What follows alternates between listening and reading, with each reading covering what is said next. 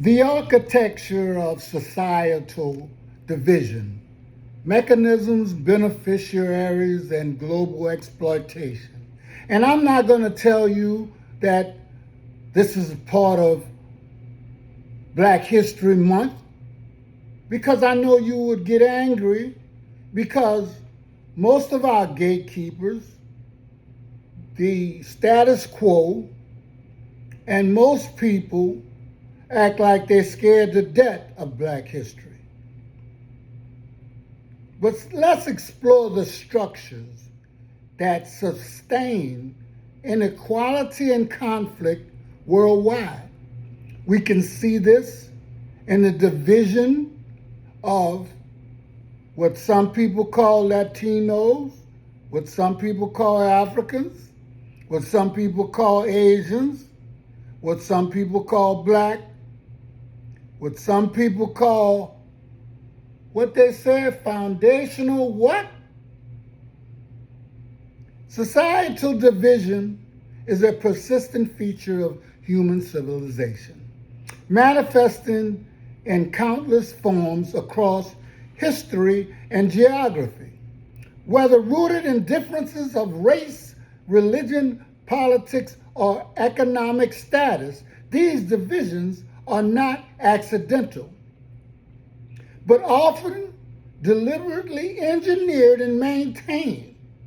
While societies evolve, the statistics and tactics used to create and sustain these divisions remain strikingly consistent, benefiting certain groups while disadvantaging others. This article analyzes the architecture of societal division, examining the mechanisms behind it, the interests it serves, and its global impact on the rich and the poor, powerful and the powerless. The origins of societal division can be traced to ancient civilizations where hierarchies were established to organize labor, distribute resources, and maintain order.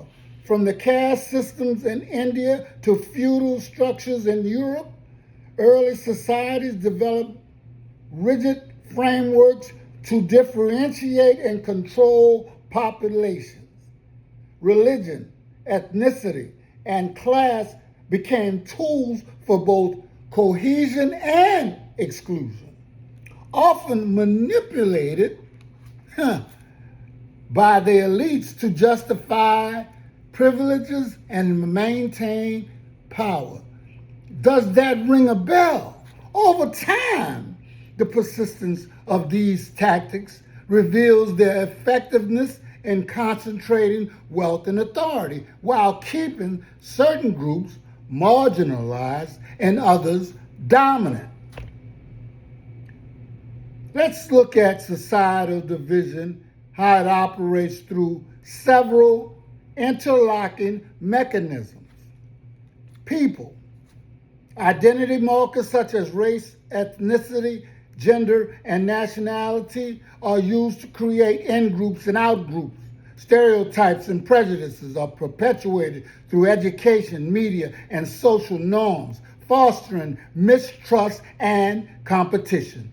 Religion, faith systems can unify communities, but they are equally potent in creating boundaries. Religious differences are exploited to mobilize populations, justify wars, exclude dissenters. Religious authorities often align with political and economic elites to reinforce social hierarchies. So where's the division of religion and state? Politics. Political ideologies and parties are designed to polarize societies. Electoral systems, propaganda, and laws are crafted to favor certain groups while disenfranchising others. Political rhetoric often emphasizes differences, fueling anger and division. Other elements, economic structures, access to education, and control over information further entrench divisions, systems. Ha ha. Well, let's explore the structures that sustain inequality and conflict worldwide.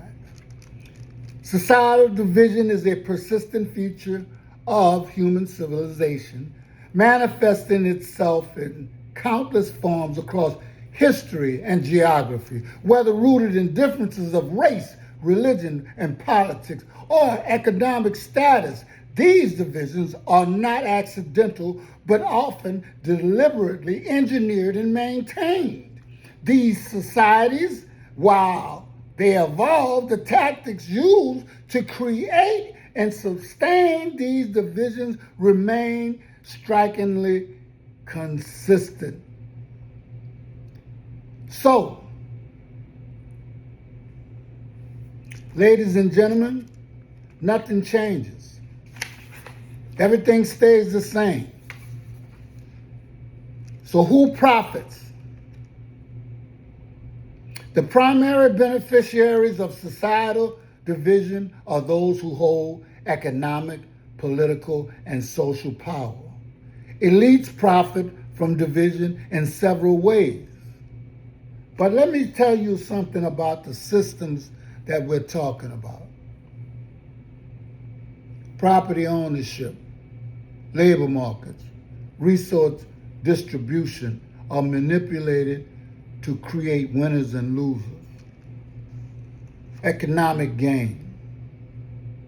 Divisions allow for extraction of labor, resources, and wealth from marginalized groups. By keeping populations fragmented, elites prevent collective action and resistance, ensuring continued exploitation. The more that they divide us, the more that they extract from us. Political control. Divided societies are easier to govern.